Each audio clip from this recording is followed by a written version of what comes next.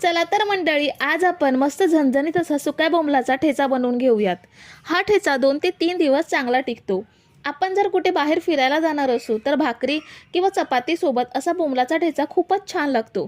बोंबलाची भाजी आमटी नेहमी बनवतो, पण असा बोंबलाचा मस्त झणझणीत ठेचा भाकरी सोबत खूपच चविष्ट लागतो। सगळ्यात आधी मी इथे सुके बोंबील घेतलेत। मला असे स्वच्छ बोंबील मिळालेत, त्यांना कुठेही धूळ किंवा वाळू लागलेली नाहीये। आणि महत्त्वाचं म्हणजे बोंबलाची शेपटी, डोकं आणि त्यांचे पंख सगळं अगदी साफ केलेलं आहे।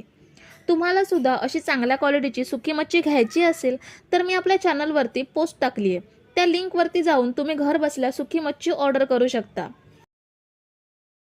बोंबलांचे मी असे तुकडे करून घेतलेत। आता ह्यामध्ये पाणी घेऊन हे स्वच्छ धुवून घेऊयात।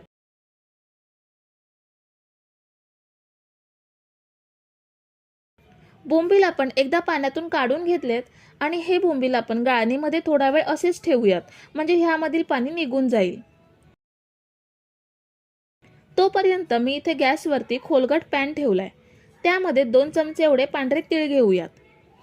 तीळ आपल्याला छान भाजून घ्यायचे आहेत। तर हे बघा, साधारण 2.5 ते 3 मिनिटातच तीळ छान भाजले गेलेत। आता हे आपण पॅन मधून काढून घेऊयात। पुन्हा त्याच पॅनमध्ये 8 ते 10 तिखट हिरव्या मिरच्या घ्यायच्या आहेत।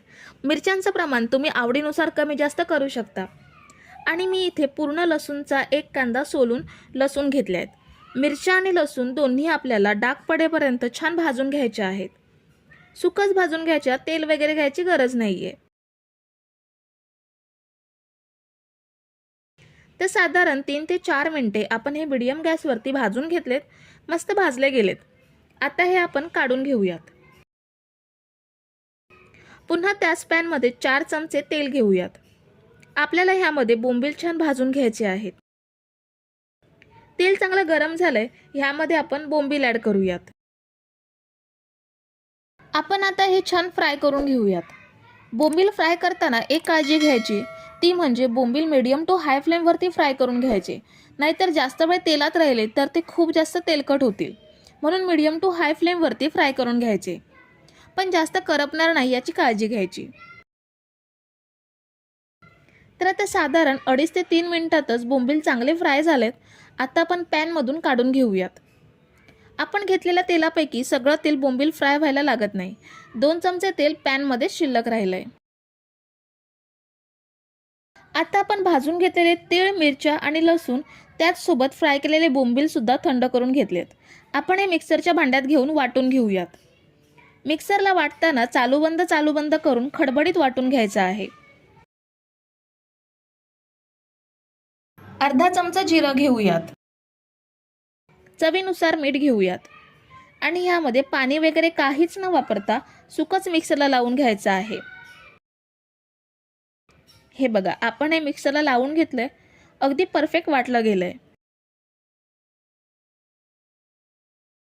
आता आपण पॅनमध्ये जे 2 चमचे तेल शिल्लक राहिले तेवढंच तेल आपल्याला वापरायचं आहे।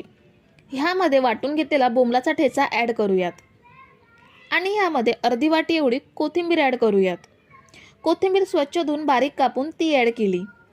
सगळं छान मिक्स करून मीडियम गॅसवरती कोथिंबीर चांगली नरम होईपर्यंत फ्राय करून घेऊयात। ह्यामध्ये तुम्ही आमचूर पावडर किंवा कोकमचा सुद्धा वापर करू शकता, पण असाच सुद्धा हा बोंबलाचा ठेचा खूप छान लागतो।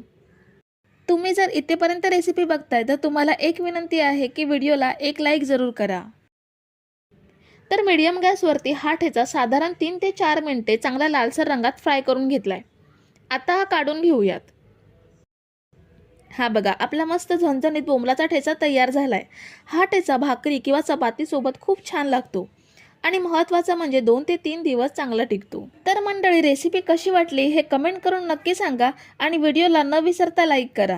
रेसिपी तुमच्या मित्रमैत्रिणींसोबत शेअर करा आणि चॅनलला सबस्क्राईब केलं नसेल तर लगेच सबस्क्राईब करून घ्या। थँक्यू।